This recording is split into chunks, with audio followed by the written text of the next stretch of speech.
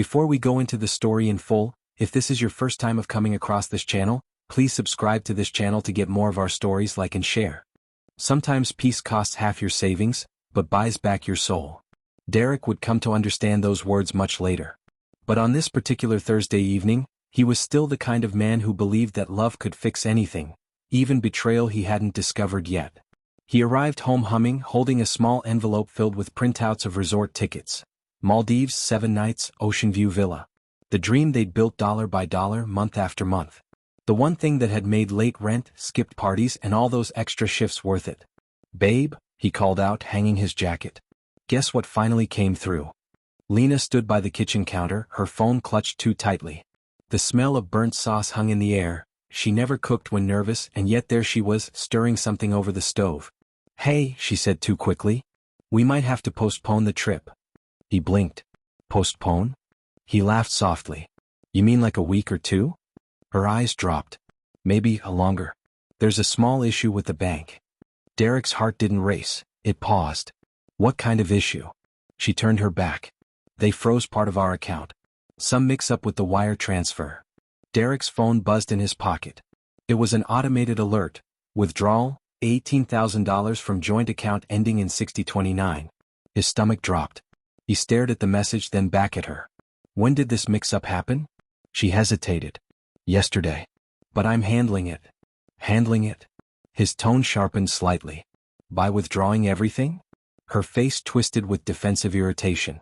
"My mom needed help, Derek. It's family. You do the same." He went silent, studying her. Lena's mother lived comfortably in Atlanta. They'd just sent her birthday flowers a week ago. Derek's pulse steadied, anger cooled into analysis. He walked toward her quietly. "How's your mom holding up?" Her hand froze mid-stir. A drop of sauce hissed against the hot pan. "She's okay." He nodded slowly, the quiet stretching between them like a thread ready to snap. Later, when she retreated to the bedroom, he opened his laptop and checked the transaction details. The withdrawal wasn't to any family account. It was wired to Bailco Bonds, Cleveland District. A bail company. His heart thudded once, heavy, sick, loud. He stared at the name beside the transaction reference. Marcus Green. He didn't need to search it, he already knew. Marcus, her ex from college. The man she'd once defended in arguments, the ghost that still showed up in her old photos she forgot to delete. Derek's reflection stared back at him from the screen, calm, unreadable, dangerous. He took a screenshot. Then another. Then he whispered to himself, as though testing the sound of his next reality. "She used our vacation fund to bail him out." He closed the laptop softly, almost reverently, and whispered again. This time, not as a question but a vow. "All right, Lena. Let's see who really needed save." NG. The next morning, Derek left before sunrise. Lena was still asleep, her phone on the nightstand glowing with unread messages. One of them flashed a name that made him pause. Marcus G. He didn't open it. He didn't need to. He stood in the doorway watching her sleep. For a moment, pity flickered somewhere beneath the storm gathering inside him. Then it vanished. By 7 a.m. he was parked in front of Cleveland District Bailco Bonds, a peeling yellow building tucked between a pawn shop and a diner. The kind of place where dreams and second chances cost cash and regret. Inside, the air smelled like stale coffee and stress. A woman behind the plexiglass counter looked up with mild suspicion. "Morning," Derek said, placing a folder on the counter. "My wife made a bail payment yesterday. I'm here to confirm the balance." She clicked her pen. "Name?" "Lena Grant." The woman typed, chewing her gum slowly. Then she looked up, recognition dawning. "Oh yeah. She was in here yesterday. Seemed real upset. Paid what she could for Marcus Green." The name hit Derek like a slow knife, but his expression didn't flinch. He tilted his head slightly. "Marcus Green. That's the defendant?" "Yup. Fraud case. Real piece of work, that one. Your wife, well, she came in crying. Said she couldn't let him rot there." Crying. Derek felt his teeth clench, jaw ticking. He managed a smile. "She's got a big heart." The clerk chuckled without humor. "Guess so. She only covered half the bond, though. Still short $9,000. He nodded. I'll make sure it's handled." When he walked out, the morning light was blinding. He slipped into his car, gripping the steering wheel until his knuckles whitened. For a full minute he said nothing. Then a bitter laugh escaped. So that's who he was, the emergency. The reason the trip vanished. The man she once promised she'd never speak to again. Derek scrolled through his phone, opened their joint account again and zoomed in on the transaction history. There it was, every deposit they'd made since the miscarriage, little sacrifices stacked like bricks toward a future she'd just shattered for someone who once cheated on her. He drove aimlessly for a while, past their favorite brunch cafe, past the travel agency that had sent them Maldives brochures last Christmas. Every corner carried a memory that suddenly felt counterfeit. Then he stopped at a red light beside a tattoo shop. On impulse, his gaze shifted to a signboard of couples' tattoos. That's when it hit him, the memory of the small tattoo on her wrist. He'd once traced it absent-mindedly in bed, thinking it was an old symbol. But now he remembered, the MG etched faintly beneath the rose. Marcus Green. Derek laughed under his breath. She carried him with her this whole time. He pulled his car to the curb, opened his phone camera, and zoomed in on an old photo of her wrist, the faint MG barely visible but real enough. He whispered, "You left breadcrumbs, Lena?" And I just followed them. As he started the engine again, the decision formed clearly in his mind, not rage but precision. He wasn't going to confront her yet. No screaming matches. No tears. He was going to make her live inside her own lies until they collapsed. And when they did, he'd already be gone. By the time Derek got home that evening, the house smelled like roasted chicken and rosemary, his favorite. Lena never cooked after long days. Not since they'd both started working remote. She'd order takeout, hum excuses about being tired. So the sudden domestic scene hit him wrong. Too perfect. She looked up from the counter, smiling too brightly. "You're home early." "Yeah," he said lightly, hanging his keys. "Figured I'd surprise you." Her eyes darted to his jacket pocket, maybe wondering if he'd found out, maybe just nervous. Either way, she was jittery. He sat down as she served him a plate, her movements stiff but deliberate, like a student rehearsing for a play. They ate in silence for a while.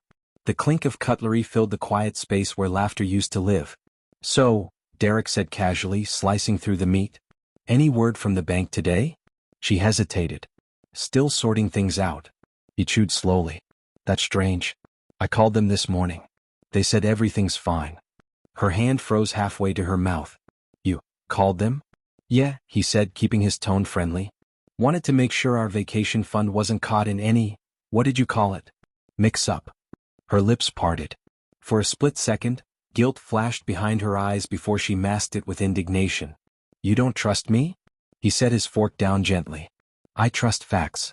The air thickened. Her phone buzzed on the counter. The name Marcus lit up the screen before fading away. Derek's gaze lingered there just long enough. Then he smiled faintly. "Marcus Green, that name rings a bell. Didn't he go to jail for fraud or something?" Her fork clattered. "Where'd you hear that name?"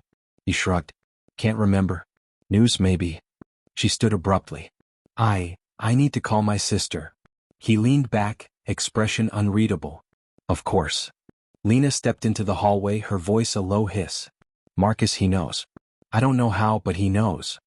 Derek sat in the quiet kitchen, letting her panic seep through the walls. He didn't move. Didn't interrupt. He wanted her to think she still had control. Control was the one thing he'd learned to weaponize. When she returned, she tried to smile, but her eyes were red. "My sister says hi." "Tell her I said hi back," Derek replied smoothly. She nodded, sat back down and began eating again, every motion mechanical, her appetite gone. He watched her for a moment, not out of anger but calculation. The way her hand shook slightly when she reached for the wine. The way she avoided eye contact. Everything about her screamed guilt. Derek reached for his phone casually, scrolling through vacation photos from their planning phase. Beaches, villas, snorkeling packages. He turned the screen toward her. "Think we'll ever make it there?" Her eyes flicked to the screen and for a split second, sorrow crossed her face. Genuine sorrow, the kind you feel when you realize something beautiful is already lost. She whispered, "I hope so." Derek smiled faintly. "Me too." He excused himself quietly, went into his office, and began transferring every financial document, password and transaction record onto an external drive. If she wanted to play games, he'd already started keeping score. Long before Derek, before the polished smile and the suburban house with matching his and hers coffee mugs, Lena had lived in a world that thrived on adrenaline and chaos, the kind of world Marcus Green built effortlessly. Back in college, Marcus was magnetic. He could charm professors into deadline extensions and talk campus cops out of citations. He was bold, reckless, and always one scam ahead of the system. And Lena, the scholarship girl from a struggling family, mistook his boldness for brilliance. She used to laugh when he'd pull off little hustles, flipping fake concert tickets, reselling electronics from unknown sources. When she questioned it, he'd say, "Babe, it's not stealing. It's survival." One rainy night, she found him sitting on the floor of his dorm room, hands shaking, surrounded by cash. He'd been caught in a credit card scam gone wrong. He cried, told her he did it for them so they could move out, start fresh. Lena, blinded by loyalty, took some of her tuition refund and paid his fines, swearing she'd never tell a soul. But Marcus didn't stop. He got bolder, greedier. Eventually his luck ran out. The day he was arrested, Lena sat in the courtroom, small and trembling, watching him look back at her like she was the only solid thing in a world full of quicksand. He mouthed, "I love you." And despite the humiliation, she mouthed it back. That night, she told herself it was the end, that she'd close that chapter and never open it again. Then, 3 months later, a letter came from prison. Marcus apologized, told her he'd changed, that he was reading philosophy, that he was learning how to be a better man. He asked for forgiveness, and she gave it, silently, by replying. When Derek came along a year later, Lena didn't lie outright, she just left out the parts that mattered. She said she'd dated a guy who made bad choices, and Derek, with his gentle eyes and patient heart, never pressed for details. He thought love was about trust. She thought love was about redemption. But somewhere deep down, Lena never stopped seeing Marcus as her unfinished story, the one person she couldn't save. So when she saw his name pop up in a call from an unknown number 3 days ago, her chest tightened the way it used to when she heard his laugh in the dorm halls. He'd been arrested again, smaller fraud this time. Desperate, pleading. "You're the only one I can trust," he said. "They'll send me away for years." And against every promise she'd made to herself and Derek, she went to the bank. At first she told herself she'd just inquire about bail. Then she told herself she'd only pay a portion. Then, before she realized it, $18,000 was gone. She'd walked out of bail co shaking, repeating the same words she'd whispered years ago, "It's just money. I'll fix it." But even as she said it, something inside her already knew. This time she wasn't saving Marcus. She was losing herself. The house was dark when Derek woke at 2:47 a.m. The faint blue light from Lena's phone screen flickered across her face as she slept. Notifications glowed and disappeared, one after another, mostly from an unsaved number. He sat there for a long time watching her breathe, wondering when exactly she'd stopped being his safe place. Somewhere between love and habit, the woman beside him had turned into a stranger. Quietly he slipped out of bed, padded barefoot to his office and shut the door. The glow of the laptop bathed the room in cold white light. The cursor blinked over the balance of their joint account, $19,012.45. He stared at it for a long time. That number represented 2 years of skipped luxuries, canceled dates, and sacrifices made with love. Every deposit was a memory, every withdrawal would now become evidence. He opened the transfer tab and hovered over the input field. His reflection in the monitor was calm, almost detached. The kind of calm that only comes when something inside you has already broken cleanly. He typed his own account details and entered the amount, $9,500. He hesitated, not out of doubt but ritual. Then with one click he hit confirm. A soft beep. Transaction successful. He exhaled slowly, staring at the new balance, $9,512.45. Not enough for another bail. Not enough for another lie. He minimized the browser and reached for a yellow sticky note on his desk. The words came easily, as if rehearsed in some quiet corner of his mind. "You wanted to play savior, now save yourself." He stuck it to her laptop, right beside the login button she used every morning. As he leaned back in his chair, he didn't feel triumph. He felt empty.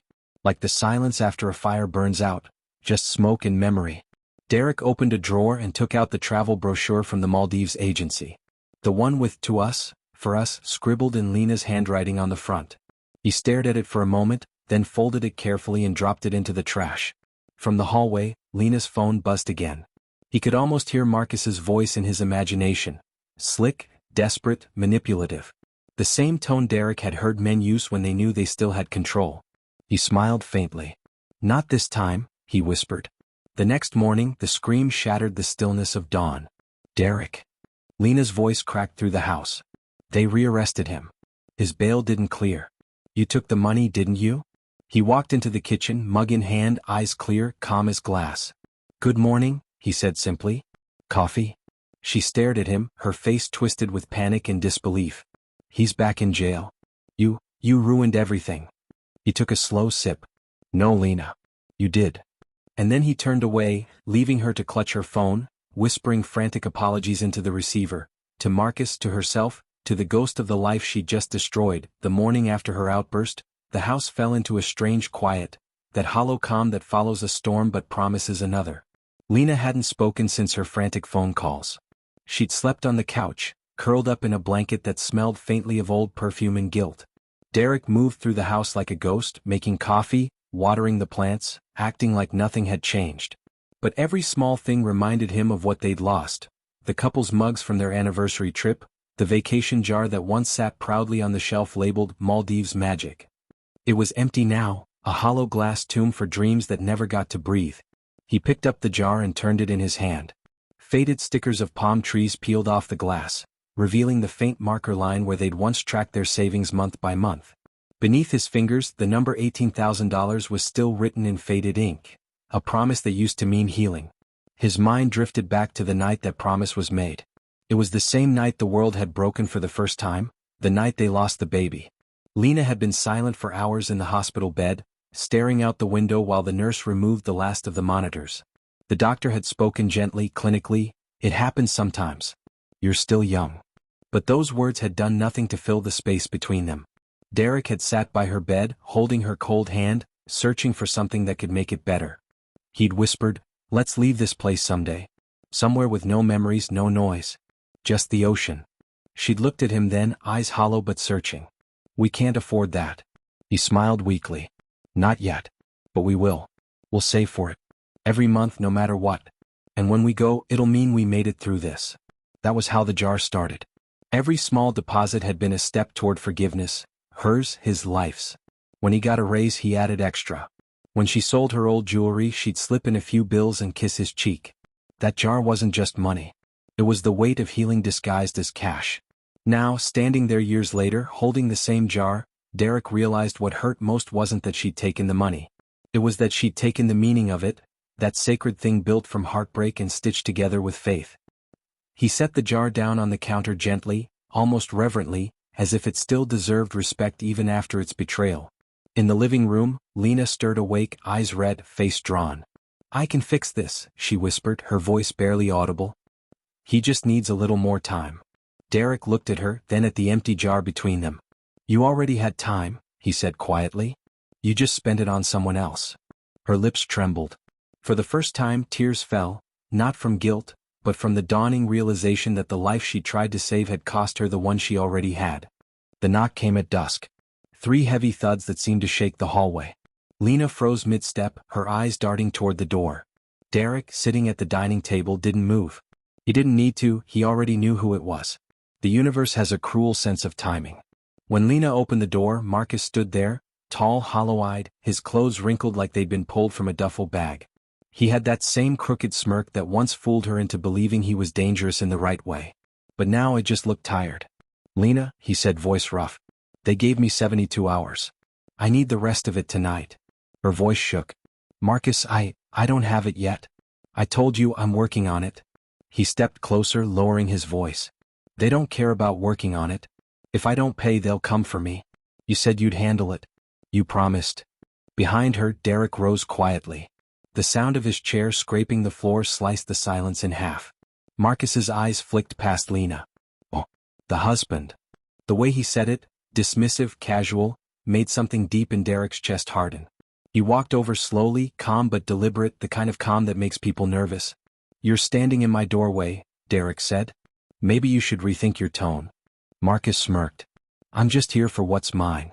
Lena turned sharply. "Yours? That money was never yours. I was trying to help." "Help?" Derek cut in, voice soft but sharp as glass. "You mean the same way you helped him by draining what we built for years?" Her lips parted, but words failed. Marcus stepped forward again, defiant. "She did it because she still cares. You wouldn't understand that." That line, that exact word, still detonated in Derek's mind. Not because he doubted her feelings, but because it revealed everything. Lena's loyalty wasn't just misplaced, it was alive and active, bleeding out on the floor between them. He leaned against the doorframe, folding his arms. You know what's funny, Marcus? You're asking for money that's already gone. Marcus frowned. What are you talking about? Derek smiled faintly. My half. I drained it this morning. Bank said your payment bounced. Guess someone was a little short. Lena's breath caught. You took it out? I took back what was mine, he said evenly. The rest? That's on you too. Marcus's expression twisted, anger flickering behind his eyes. You're playing a dangerous game, man? Derek's gaze didn't waver. No, Marcus. You're the one who played it. I just cashed out before the house burned down. Marcus's fists clenched, but Lena stepped between them, trembling. Stop it. Both of you. The streetlight outside flickered, painting their faces in uneven shadows. Derek turned and walked toward the stairs without another word. Behind him, Marcus muttered something low, and Lena began to cry again, not out of fear but realization. The man she'd betrayed hadn't shouted, hadn't broken anything. He'd simply outplayed them both, and that quiet victory cut deeper than rage ever could. The next morning, Lena dressed in the same blazer she wore to her old real estate job, the one she'd quit when Marcus came back into her life and convinced her to take time for herself. The irony burned. She applied makeup with trembling hands, trying to erase the fatigue carved under her eyes. When she arrived at the bank, she rehearsed the speech she'd practiced all night. It's a misunderstanding. I just need access to our joint fund. She was going to fix it, or at least pretend she could. The teller, a young woman with perfect posture and polite eyes, greeted her with a customer service smile. Good morning, Mrs. Jameson. How can we help you today? I need to withdraw from the joint savings, Lena said, steady but tight. Account ending in 2473. The teller typed for a few seconds, then frowned.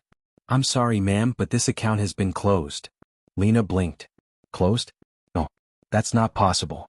I was here 2 weeks ago. The teller's fingers hovered over the keyboard.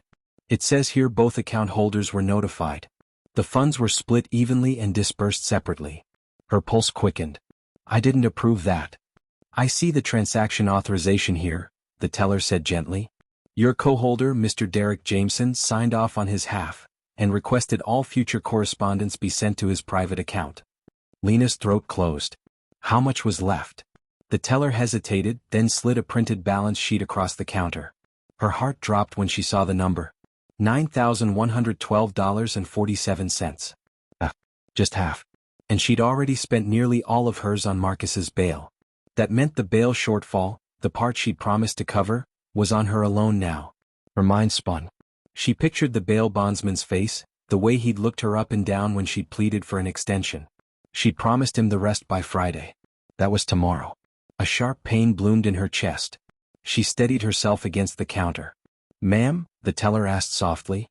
Are you all right? Lena nodded, forcing a tight smile. Fine. Just made a mistake. As she turned to leave, she caught her reflection in the glass door. The woman staring back at her wasn't the confident wife who once posted vacation mood boards online. She looked like someone unraveling, someone who'd gambled her marriage, her money, and her dignity for a man who couldn't even stay out of trouble. Outside, the sunlight felt like punishment. Her phone buzzed. Marcus again. She didn't answer. Instead, she found herself staring at the sidewalk cafe across the street. She used to meet Derek there after work. They'd sit with their laptops, dreaming about Maldives itineraries and beachfront breakfasts. He'd always say, we'll get there one day as long as we don't let distractions drain us. Now the irony landed like a knife. She was the distraction. And Derek, the man she'd thought was predictable, safe, even dull, had just proven he could play the kind of game Marcus never could. One that didn't end in chaos but in quiet, devastating precision. By the time Lena got home, the apartment felt smaller. The curtains were still half drawn, and the air smelled faintly of cigarette smoke, Marcus's. Her pulse quickened as she pushed the door open. He was pacing the living room, jaw tight, one hand tugging at his hair. The moment he saw her, he exploded. Where the hell have you been? I went to the bank, she said quietly, setting down her purse. And? His eyes burned with impatience. Tell me you got it. She hesitated. They closed the account. Marcus froze. Closed? What do you mean closed? Derek took his half. The rest wasn't enough to cover. He slammed his hand against the wall, making her flinch. You promised me, Lena. You said you had it handled. Tears welled in her eyes. I did. He blindsided me. I didn't think he'd. Of course he did. Marcus snapped. He's always hated me. You think he didn't know? He's probably sitting somewhere laughing right now. Lena's voice cracked. This isn't about him hating you. This is about you putting me in this mess. Marcus turned away, breathing heavily, trying to keep control. You don't understand what these people are like. If I don't get them their money, they'll come after me. And if they can't find me, he turned toward her again, eyes wild. They'll come after you. The room tilted. What? He stepped closer, lowering his voice. You bailed me out with their money. That means you're in it now too. You think they'll just forget? Her body went cold. Marcus, you said this was just about a fine. About missing court. He looked away, jaw flexing. A tell. A lie about to collapse. What did you do? She whispered. He didn't answer. Her heart pounded. Marcus, what did you do? Finally he muttered, it wasn't just court. There was a deal. Some guys lost money. I was supposed to make it right, but... Oh my God. She staggered back. You dragged me into something criminal? He snapped. I didn't drag you. You offered. The words hit like a slap. In that instant she saw the truth. The man she thought she was saving wasn't drowning. He was dragging her under with him. She backed toward the door. You need to leave. Marcus laughed bitterly. And go where? I've got nowhere to go. Her phone buzzed. A text from Derek. Just one line. You might want to move your car. Bank investigator came by looking for you. Her hands shook as she read it. Marcus saw it too. His face drained of color. Derek knows, she whispered. Marcus's chest rose and fell faster. He set you up. No, she said softly, realization dawning. He warned me. The silence that followed was suffocating. Marcus's panic filled the space where logic used to live. He grabbed his jacket and stormed out, muttering something about handling it. Lena sank to the floor, the weight of every choice crushing her. She'd destroyed the man who built her up, for one who was ready to destroy her too. Derek had always believed that the loudest revenge was silence. It was something his father once told him. A real man doesn't shout at a storm. He builds a roof and waits it out. Now, sitting in his car outside his own home, a home that no longer felt like his, Derek watched through the windshield as Lena paced inside, phone glued to her ear. He didn't need to hear her words to know who she was calling. Her gestures told the story, one hand clutching her hair, the other waving desperately in the air. Marcus wasn't answering. Derek took a slow sip of coffee and unlocked his phone. His new account balance blinked at him, clean, separate, untouchable. Then he scrolled through the screenshots he'd saved, the bank withdrawals, the text messages between Lena and Marcus, even the transaction receipt from the bail office where she'd signed her name as Lena Jameson for another man's freedom. He wasn't collecting evidence to ruin her. He was collecting it to protect himself, and to make sure when everything fell apart she couldn't take him down with her. He sent a quiet email to his attorney, attaching everything. Subject line. Joint account closure confirmation. Urgent documentation for divorce filing. Then he drafted a message to his HR department. A request for a transfer to the branch in Seattle.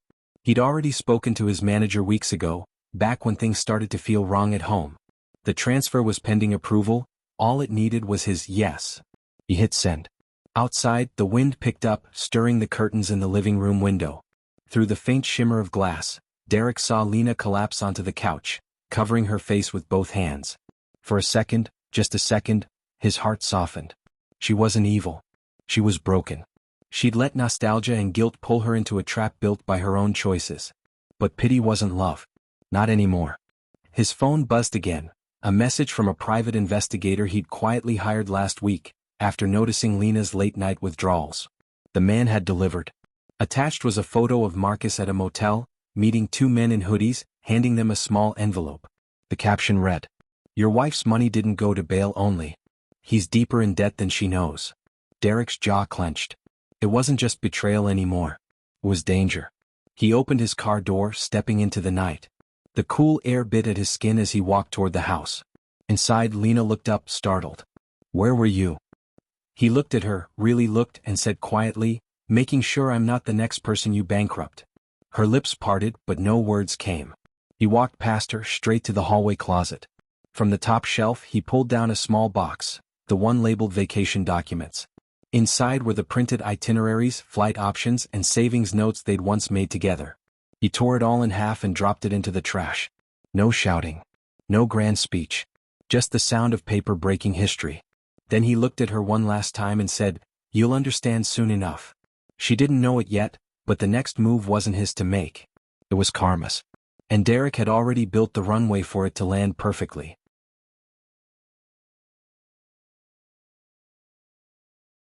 It started with sirens. Not the kind that race down highways or echo from far-off blocks. These were closer, personal, vibrating against the very walls of the home Lena had once bragged was her safe space. She rushed to the window, pulling back the blinds.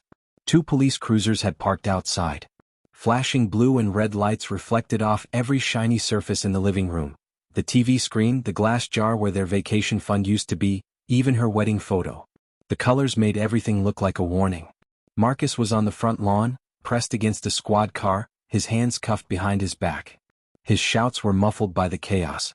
"Marcus!" she screamed, running toward the door, but Derek stepped into her path. "Don't," he said quietly. "Move, Derek. They're arresting him. Because he stole from people who don't forgive." His tone was calm, too calm. "And because the money he used came from your joint account. You think the bank didn't flag it?" Her chest tightened.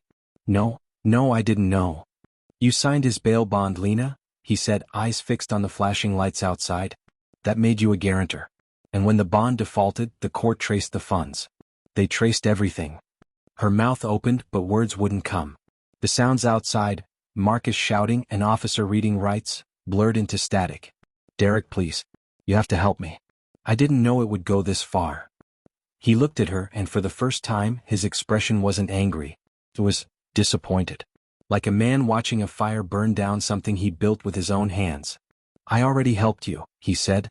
"You just didn't see it." Her brows furrowed. "What are you talking about? The investigator I hired?" He nodded toward the window. "He's the one who tipped off the authorities. Marcus wasn't just in debt, he was running a credit fraud ring. He used your name as a clean front. If I hadn't stepped in when I did, you'd be in that car beside him." Her knees buckled slightly. She grabbed the doorframe for balance. You knew." "I suspected," he replied simply. "You stopped looking me in the eye months ago. You started hiding your phone. People only lie like that when they're afraid of being caught, not when they're innocent." Tears streamed down her face, blurring the world. "I never meant to hurt you." He sighed, not the kind that carried anger but one that carried exhaustion. "Maybe not. But you did. You took what we built to save someone who destroyed you before, and in doing it you destroyed me too." Outside, Marcus was shoved into the police car. He twisted his head, locking eyes with Lena one last time. The look wasn't remorse. It was accusation, like he blamed her for finally paying the price he'd earned. As the cruiser pulled away, Lena stood frozen, her body trembling. The neighbors had begun to gather, phones out, filming. The woman who once prided herself on control was now a headline waiting to happen. Derek quietly picked up his keys from the table. "Where are you going?" she whispered. He glanced back, eyes calm, distant. "To Seattle." Then he left, closing the door behind him with the same quiet precision he'd used to dismantle everything she thought was unshakable. Days passed like ghosts through the house. The lights stayed off. The coffee went cold. The couch became Lena's confession booth, a place where regret sat beside her like a constant companion. The news had spread fast. Her name was mentioned in the reports. Local woman questioned in connection to fraudulent bail payments. They said she wasn't being charged, but that didn't matter. The damage had already been done. Her job had suspended her, pending internal review. Her friends stopped calling. Even her mother had said, softly over the phone, "I told you that man would ruin you." But what hurt most wasn't the noise outside. It was the silence inside. Derek's absence felt bigger than the house itself. His side of the closet was empty, his shoes gone, even his toothbrush missing from the cup beside hers. It was as if he had never lived there, except for one thing. The letter. She found it 3 days after he left, tucked under the Maldives jar. The envelope was plain, the handwriting neat. Her name written simply, Lena. Her fingers shook as she opened it. "Lena. I didn't want it to end like this. But maybe this was the only way it could. I loved you more than I knew how to say. I forgave you more times than you'll ever know. But forgiveness without change becomes self-destruction. When you took the money, it wasn't about dollars, it was about trust. You spent our healing trying to fix a man who never planned to heal himself. You gave everything to someone who only takes. You once told me that Marcus made you feel alive. But being alive shouldn't mean being on fire every day. It should mean peace. And I hope someday you find that peace, not in someone else's arms but in your own reflection. I didn't leave to punish you. I left to save what's left of me. Take care of yourself. Derek. Tears dropped onto the page, smudging the ink. Each word cut deeper than any fight could have. She read it again, slower this time, her voice breaking halfway through. When she finally looked up, the empty jar on the counter caught her eye. For the first time she noticed something she'd missed before, a folded photo taped inside. It was from years ago when they first started the fund. Both of them smiling at the beach, a handwritten note beneath it. For when we finally escape the past. She sank to her knees, clutching the jar to her chest, sobbing until her breath came in shallow gasps. Because now she understood what Derek had been saving for all along. Not a vacation, not even forgiveness, but freedom. Outside, the evening sun poured through the blinds, painting the room gold. Life went on as it always did. Somewhere far away, Derek probably watched the same sunset, lighter than he'd been in years. And in that fading light, Lena finally whispered the words she should have said long ago, words no one but the walls would ever hear. I'm sorry. The jar sat beside her, empty again, but this time not from betrayal.